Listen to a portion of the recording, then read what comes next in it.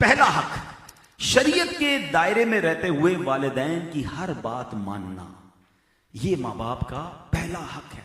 और अभी मैंने बताया आपको कि नफली इबादत से पहले अगर मां बाप मना करते हैं या वो बुलाते हैं तो उनकी बात मानना होगी। हां, यह बात मैंने आपको क्लियर कर दी कि शरीयत के मामले में अगर कोई चीज ऐसी है जो अल्लाह का हुक्म है तो उसके मुकाबले में वालिदैन की नहीं बल्कि अल्लाह की मानेंगे। इसी तरह नफल इबादत से ज्यादा अहमियत देना, यानी मां बाप के हुक्म को नफल इबादत से ज्यादा अहमियत देना है। नफली रोजा रखने का जी चाह रहा है, मां बाप मना करेंगे तो आप अब मां बाप की बात मानेंगे। अब आते हैं अब इस पे अब जरा गौर करें, नफल नमाज कोई पढ़ रहा है, माशाल्लाह, नारे तकबीर, नारे रिसालत।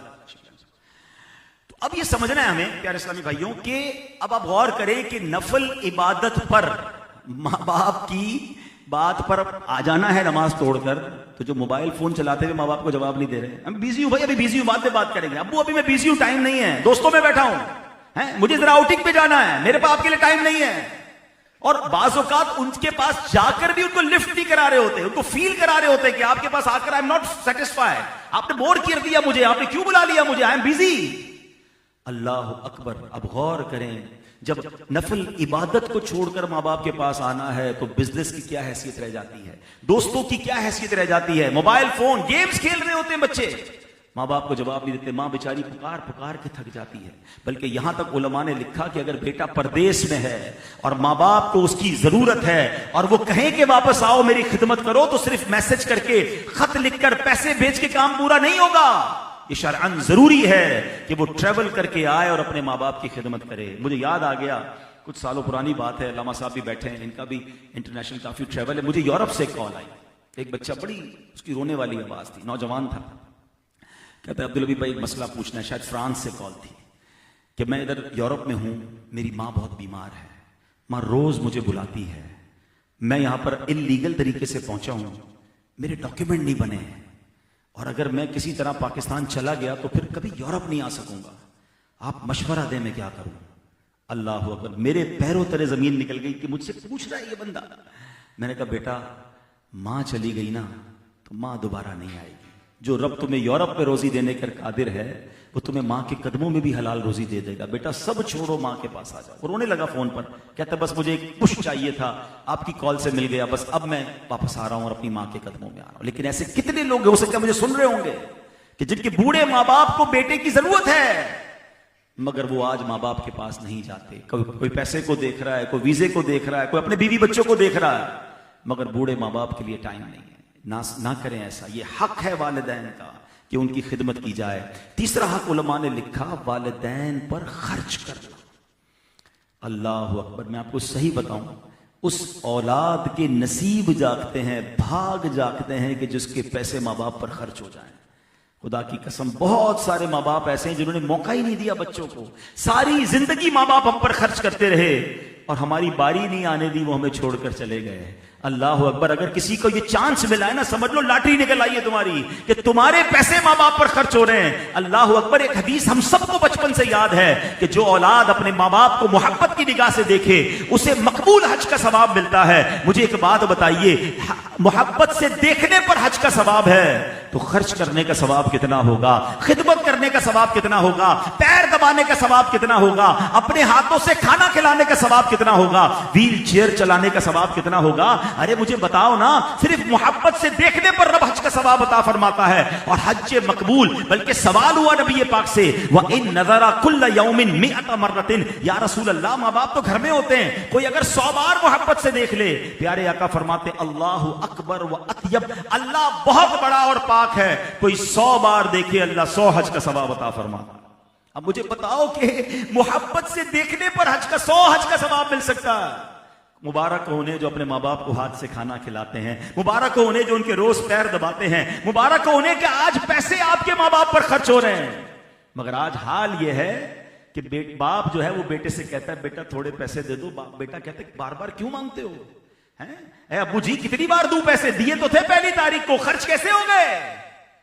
ऐसा ही एक वाकया नबी पाक की बारगाह में पेश आया था सरकार अलैहिस्सलाम की बारगाह में एक दुखी वालिद आया, कहता हुजूर बेटे से पैसे मांगता हूं, बातें सुनाता है, पैसे नहीं देता। वाकया तवील है, वालिद ने कुछ अशार भी लिखे थे। जब नबी पाक ने बाप की सारी बातें सुनी तो बेटे से क्या फरमाया, अंता व मालुका लि अबीका, कि तुम खुद और तेरा सारा माल तेरे वालिद का है। तो ऐ वो बेटो जो मुझे सुन रहे हो, मेरे पास जो कुछ है ना वो मेरे माँ बाप का है। जो कुछ दौलत, जो कुछ शोहरत, आपके पास जो कुछ है वो सब हमारे माँ बाप का है। कभी अपने माँ बाप को ये मत कहना ये मेरा है, अबू ये आपका, आपका थोड़ी है, मैंने कमाया है। आज बच्चे कहते हैं मैंने मेहनत की, मैंने डिग्रियां हासिल की, मैंने ट्रेवल किया दुनिया में, मैंने ये सारा एम्पायर खड़ा किया है। अबू आपने क्या किया था? अरे तुम उसको कहते हो कि ये मेरा है, ये तेरा है, कि जब मैं पैदा हुआ था तो बेलिबास था। उस वक्त मेरा बाप कह देता ना बेटा तेरे पैसे नहीं मेरे हैं, तो हम बेलिबास रह जाते हैं। जिस्म पर कपड़े हैं तो वालिद की मेहरबानी है। जिस्म आज उंगली पकड़कर हमारे वालिद ने चलाया। कभी सोचा आपने कि माँ बाप ने कैसी कुर्बानियां दी? ये अल्लाह की शान देखो कि माँ बाप के दिल में अल्लाह ने मोहब्बत कैसी डाली है। कभी बच्चे की पैदाइश का मरहला देखें, ये बात उनको ज्यादा समझ आएगी जो अब खुद वालिदैन बन गए हैं, कि बच्चा पैदा होता है, फ्रजाइल होता है, कितना वल्नरेबल होता है, कितना कमजोर होता है। उस पैदा होने वाली जान को 2 खादिम चाहिए और 24/7 के खादिम चाहिए, 24 घंटे 7 दिन, कोई छुट्टी नहीं है उनकी। और वो खादिम का काम क्या हो, एक तो उसकी जिस्मानी नशो नुमा को देखे, उसकी गंदगी साफ करे, उसकी मालिश करे, उसके जनाब सर को भी दबाए और उसको खाना जो खुराक जैसी चाहिए उसको खिलाए। और दूसरा खादिम चाहिए कि जब जब खर्च करना हो वो हर वक्त अवेलेबल रहे। अल्लाह अकबर, पैदा होने वाली जान को किधर से मिल गई ये खादिम? अल्लाह ने माँ बाप की सूरत में वो नेमत दी कि माँ ऐसी खादिमा बनती है कि वो माँ जो बेचारी थोड़े अरसे पहले सच धज कर दुल्हन बन के आई थी, अब वो एक ऐसी खादिमा है जो गंदगी भी साफ कर रही है, जो बच्चे का पैर भी दबा रही है, जो उसे वर्जिश भी करवा रही है, रोने पर बेताब हो जाती है, अल्लाह अकबर, अपना दूध पिलाती है। और जब जब उसको किसी चीज की जरूरत है तो वालिद ये नहीं देखता कि जनाब ये पैसे मेरे हैं या किसके हैं। अब तो बाप भी बच्चे के लिए जीता है। खुदा की कसम हमें याद नहीं होगा, लेकिन अगर थोड़ा सा पीछे पीछे करें, रिवाइज करें अपनी लाइफ को, तो बचपन में कितनी जिदें लगाई थी। अबू ये खिलौना चाहिए, अबू ये जूते चाहिए, आज स्कूल में ये चाहिए, आज जनाब दोस्त ने ये लिया मैंने भी चाहिए। कभी ये सोचा कि बाप के जेब में पैसे थे कि नहीं? अबू ने कभी नहीं कहा बेटा जरा प्लीज धुएं को, अब्बू ने कभी नहीं कहा कि बेटा ये पैसे मेरे पास नहीं हैं, बल्कि अपनी ख्वाहिशात का, अपनी तमन्नाओं का पेट काट कर वो हमें देते रहे। और आज बेटा बाप से ये कह रहा है कि ये मेरे हैं, ये आपके नहीं हैं। खुदा की कसम ये कभी मत करना। आप लकी हो अगर आपके पैसे आपके माँ बाप पर खर्च हो रही है। 1-1 रुपया जन्नत का टिकट है। अरे माँ बाप थोड़ी ले जाएंगे आपके सारे पैसे। आप अगर ये कह भी दोगे अबू ये सब आपका है, तो उन्होंने कौन सा अपने नाम पे कर लेना है? कम से कम बुढ़ापे में उन्हें ऑनर तो दिला दो ना कि आप हमारे घर के सबसे बड़े हैं। अपने वालिद के आगे कभी तो ये कहो कि अब्बू मैं जो कुछ हूं मैं आपकी सबब हूं, ऐ मेरी माँ मैं आज जो कुछ हूं वो आपके सबब हूं। ये चंद जुमले उनको उनके दिल में कितनी राहत दाखिल करेंगे। बुढ़ापे में उन्हें तकलीफ न देना। सुनिए, ये हक है वालिदैन का कि उन पर खर्च किया जाए। अल्लाह करे कि ये खर्च करने की सादत जिसको मिले वो खुश दिली के साथ करे। अगला हक, सुभान अल्लाह, माँ बाप की खिदमत हो जाए और माँ बाप के दिल से दुआ निकले तो फिर क्या मिलता है? कई बार ये वाकया आपने सुना होगा, मुख्तसरन अर्ज करता हूं कि हजरत मूसा कलीमुल्लाह हैं। हजरत मूसा का मर्तबा वो है कि कुरान पाक में सबसे ज्यादा जिस नबी अलैहिस्सलाम का जिक्र है वो हजरत मूसा अला नबीना वालिस्सलाम हैं। और आप अल्लाह से अर्ज करते हैं, मौला जन्नत में मेरा पड़ोसी कौन है? अल्लाह अकबर, कलीमुल्लाह के पड़ोसी तो कोई बहुत बड़ी मर्तबे वाली शख्सियत होते, मगर फरमाया क्या गया, ऐ मूसा फला इलाके का कस्साब, गोश्त फरोश, वो तुम्हारा जन्नत में पड़ोसी है। तलाश करते हुए पहुंचते हैं, तवील वाकया है, मगर आपने जब उस बच्चे को देखा वो अपने माँ बाप को अपने हाथों से खिलाता था, अपने हाथों से बल्कि निवाले चबा चबा कर खिलाता था। हजरत मूसा ने पूछा, ऐ बेटे तुम्हारे माँ बाप कुछ दुआ देते थे? कहा मेरी माँ को जब भी खाना खिलाता था माँ एक दुआ देती थी कि ऐ अल्लाह जन्नत में मेरे बेटे को मूसा का पड़ोसी बना देना। हजरत मूसा ने क्या कहा, ऐ बेटे तेरी माँ की दुआ कबूल हो गई है। मुबारक हो वो उनके पास जिनके पास वालिदा है, मुबारक हो वो लोगों को जिनके पास वालिद है। अब इधर उधर दुआ के लिए जाते हो, अल्लाह अकबर कदमों में बैठे उनकी और उनकी दुआएं ले लें तो इंशाअल्लाह बेड़ा पार है। लेकिन दुआ भी दिल से लें। अच्छा, हम दुआ भी बाज़ औक़ात बंदूक की नोक पे, जल्दी दुआ करो मेरे लिए, मसला खराब हो गया है, ये नहीं।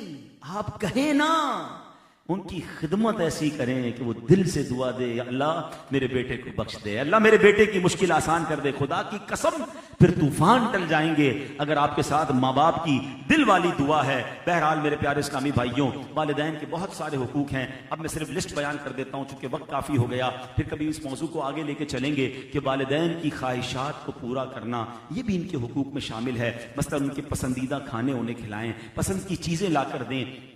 वालिदैन हज पर जाना चाहते हैं, बेटे के पास इस्तिताअत हो तो उन्हें हज करवाए। वालिदैन मदीना देखना चाहते हैं, बच्चों के पास इस्तिताअत है, उन्हें मदीने की हाजिरी का इंतजाम कर दें। उनकी खिदमत किस तरह करें? उनके पांव दबाना, उनकी जरूरियात भाग भाग कर पूरी करना, यानी मुंह चढ़ा कर नहीं। बाज़ औक़ात काम तो कर देते हैं माँ बाप का, मगर ऐसा लगता है माँ बाप पर भी एहसान जता रहे हैं। चलो आप कहते हो तो कर देता हूं, बार बार मुझे तंग करते हो, आप तो बस मुझे मैं ही मिलता हूं, फला भाई नहीं मिलता। अरे अल्लाह के बंदे, अगर तुम्हें माँ बाप कुछ कह रहे, तुम्हें जन्नत का सामान मिल रहा है, रहमतें बरसेगी, खुश दिली के साथ माँ बाप की खिदमत करना। फिर सुभान अल्लाह, उनके सामने आवाज ऊंची ना करना। ये आज के दौर में खुदा के वास्ते वो बच्चे सुने। आज तो हाल ये है कि माँ बाप डर डर के बात करते हैं बच्चे से। अल्लामा साहब के पास भी ऐसे केस आते होंगे कि किताबों में ये लिखा कि बेटा बाप के आगे ऐसे रहे जैसे गुलाम आका के साथ रहता है, मगर आज बूढ़ा बाप बेटे के आगे ऐसा है जैसे बाप गुलाम है और बेटा आका है। बेटा थोड़े पैसे दे दो, नहीं नहीं बार बार बात नहीं करो। यानी डर रहे माँ बाप औलाद से बात करने के लिए। तुफ है उस बेटे पर कि जिससे बात करने के लिए उसका वालिद डरता है।